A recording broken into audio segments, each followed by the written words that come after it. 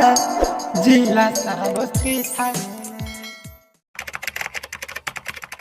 नमस्कार प्रणाम भाई लोग, हम हैं ये दुनिया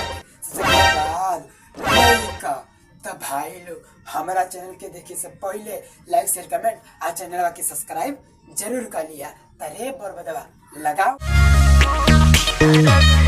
अरे खेसारी भैया रउआ शराब पियत हई का? ना रे, तोरा के का लागत कि मुझ पे थवे? अरे सरौ मार की लालन लाल हो जाइबा। ना मैंने तोरा के दिखाई नहीं के कि शराब पे थवे। अच्छा हमको सिखा रिया है।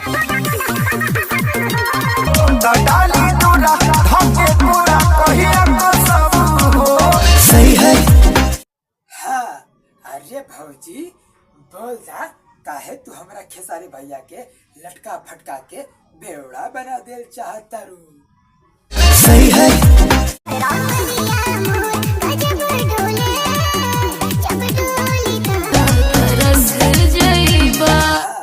जब भौजी के कोमरिया डोली त तू तरस जइबा।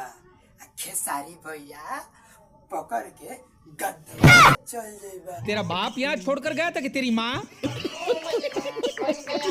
दोनों पुआ छुके लागता निगोर। अरे कौन है ये चिड़ी मार के औलाद? देखो तो दोनों पुआ छुके लागता नी गोर। अरे बरबदवा पता कर कि दोनों पुआ हाँ कौन चीज? हाय जो सामना लौका तो ये दोनों पे। अच्छे तो लगाओ आगे। थोड़ा आगा लगी थोड़ा पाछा लगी। समझ रहे हो?